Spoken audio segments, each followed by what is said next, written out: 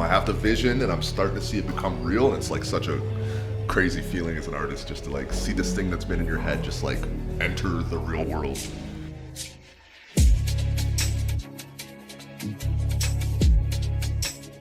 There was a lot of time spent coming up with the concept, then coming up with a sketch for that concept, then converting that sketch into something that I can use as a guide to actually tuft in, and then transferring that guide to this backing image, so transferring the sketch on here in a way that I can actually tuft it. Next step after that is using colored Sharpies to like indicate to myself what sections are gonna be what colors of yarn.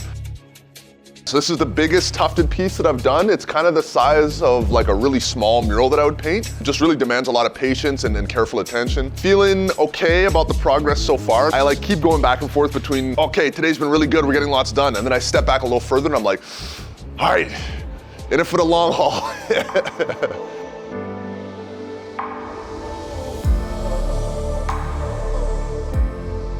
As an artist, it's like really tricky to know sometimes where inspiration comes from. It's almost like you get a story beamed down to you. It's almost like a radio receiver. Like sometimes the channel's super clear and you get all this information at once, and then sometimes there's not much coming through on that channel. So you just gotta keep with the work, keep with the inspiration that you already have, and then just like let it come to you when it comes.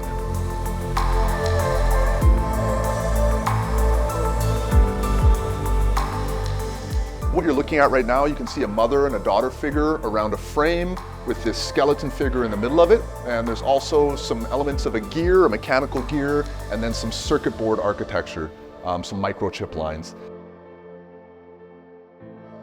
People have been working with different types of textiles for so many generations, thousands, literally thousands of years. So like even the weave of the cloth that I'm using as the backing cloth, I went through a bunch of different types of cloth, and then I found this one with a little bit of polyester in it, so it's got a bit of flex, so I can draw in it a little bit more.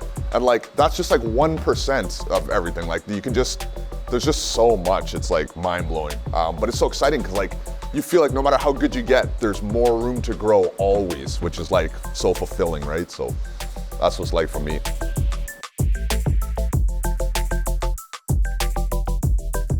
For me growing up and like even today, I see all these shapes in the snow just based on the weather conditions. You can almost see like what the day has been like based on the texture and the form of the snow. So that's what I want to interpret into this piece, this like feeling of like wind blowing through the snow. And I want to create dimension in these like ridges of snow. So I'm mixing two types of gun within each ridge so that you'll have two layers of yarn, basically like two heights of yarn, two like pile heights basically. So since I want the ridges to fall off at the sides before the next ridge, creating like peaks and valleys, I'm using a mid-pile gun on the edges of each shape, and then I'm using the high-pile gun in the middle of each shape, and then I'm gonna carve them together to create this uniform shape. So that's what I'm trying right now. We'll see if it works. Wish me luck.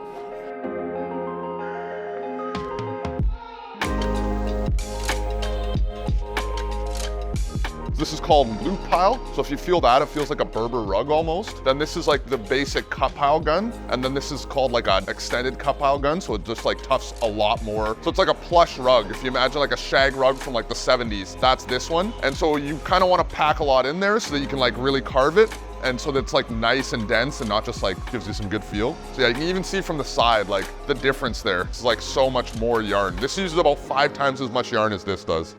I would say I have black, white, and then 3 shades of gray, but I also have a secondary shade of darker gray because these two brands are slightly different. You can notice this one's a little darker. In addition to that, I also have these like metallic yarns. And so these are a slightly different shade of gray and they have the metallic in them. And I have a black with metallic in it as well. So if you wanted, you could count those as an additional 3 shades. Really they're, yeah, so you could say it like that, yeah. So depends on how you count it.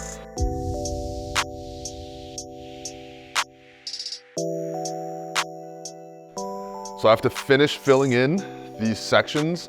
I thought it would be a little bit quicker than this, but I'm just realizing I really got to take my time with this gun because it's like, it's just powerful.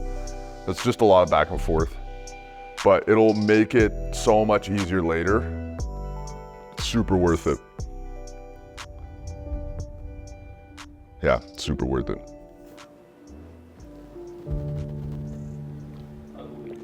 Yeah, I'm trying to convince myself, bro. So I was carving the front side of this piece. I've spent like a month on this single piece, this big tapestry. I just fucking tore a hole in it. I hate 11th hour mistakes like this. It's so, like I'd been carving on the frame the whole time. I've been super careful, was starting to feel confident. I don't even know what happened in this one, which makes it even more frustrating. Fuck.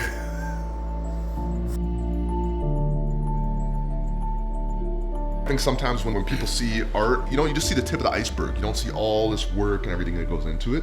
So like, yeah, I would say it's like definitely stressful. Somebody was asking me about this recently, and it's like art is both the source of all my stress and the way I relieve stress, which is like a little complicated because yeah, it's my job, and like I spend a ton of time and energy making these projects real. And so if something goes wrong or if I got to redo something, it's like I feel it emotionally, but then also if it goes really right, then it just like feels so just fulfilling, like I just feel like I'm really connected to my purpose in that moment when I see a piece come out the way it's supposed to come out. Even if it doesn't look exactly like it was in my head, it's like how it was supposed to be, and so that's really valuable too. So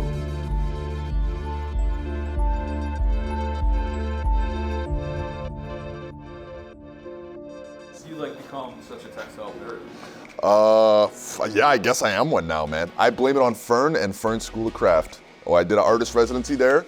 She taught me everything about tufting, and I just like was so fascinated. It felt like just looking down that classic rabbit hole, and just being able to work with Fern, who has like this amazing level of knowledge. When you're working with somebody who knows that much, you can really see the depth of the rabbit hole, so to speak, So like I was just like, oh, there's a lot here. Like you're showing me the tip of the iceberg, and it just gave me the confidence and like a chance to run with it. So shout out Fern for that.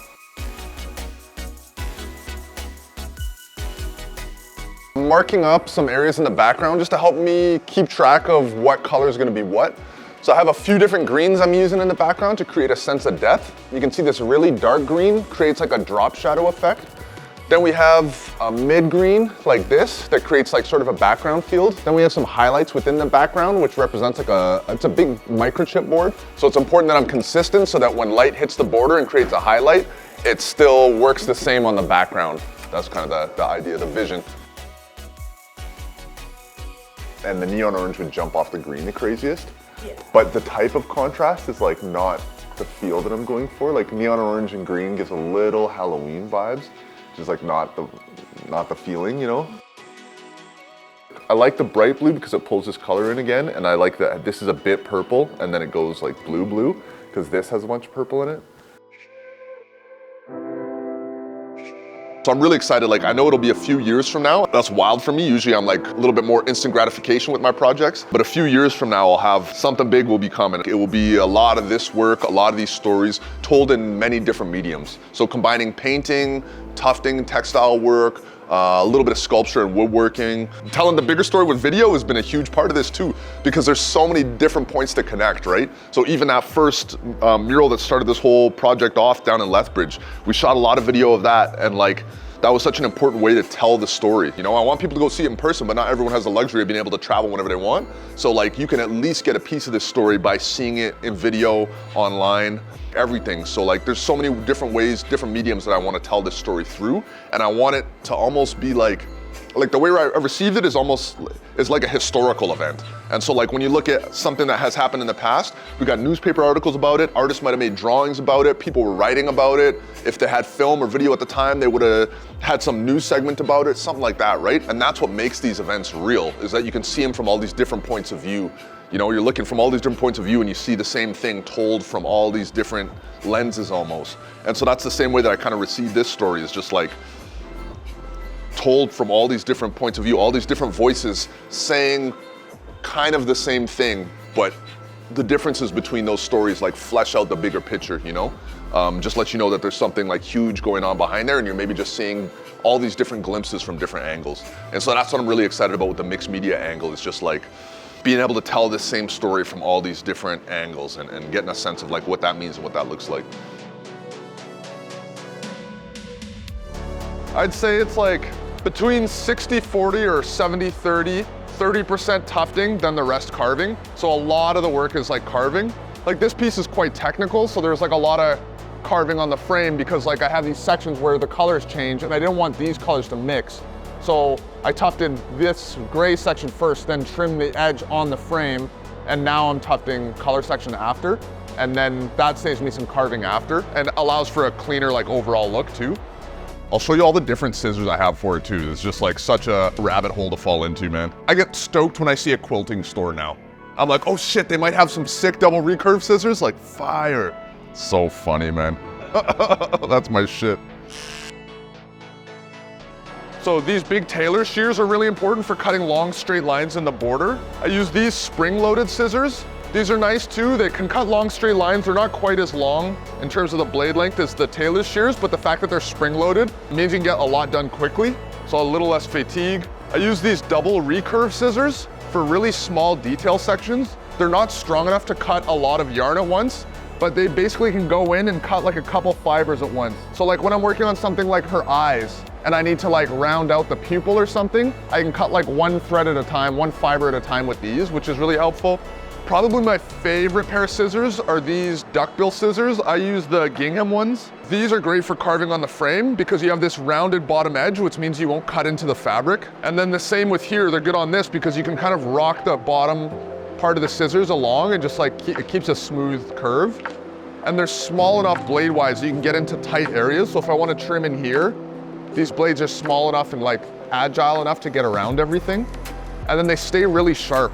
And the last are these clippers. These are actually just like pet hair clippers, just for like shaving a dog or something, but they work great overall. And they're great for just shaving areas flat and trimming areas. And I have one more tool that I use a lot. So this is another pair of trimmers, but these are for actually shearing sheep. So they're way more heavy duty. There's no way you could do anything detailed with these. They're more just for leveling out an area. So we built this little acrylic frame to hold them up too, so that they hold flat. So what I'll do next is just go around the border with these and just flatten the whole border so that it's all an even height. And that'll help flatten the whole rug out too. And I might use it a little bit on the figure, but these are good for like leveling and just cutting a lot of yarn all in one go basically. You have to keep them oiled up though, or else they heat up crazy.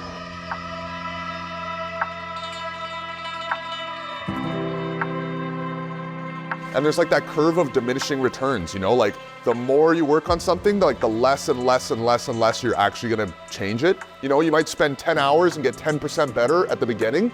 By the end, you're spending 100 hours to get 1% better. And like the further you can climb up that curve, that's like what art is about to me, you know, is like how far can we push things? Like really challenging that perception of like where something is finished or ended or like where you can't do anymore and really pushing that line forward. I think especially in like culturally today, like we're really interested in convenience. You know, that's like a high value priority for us. And like when you can push back against that in the language of art, I think it like does something for us culturally too. That's like almost like, I don't want to say healing, but like maybe, you know, you can't just scroll past. And when you see this in person, I want you to like have to sit with it.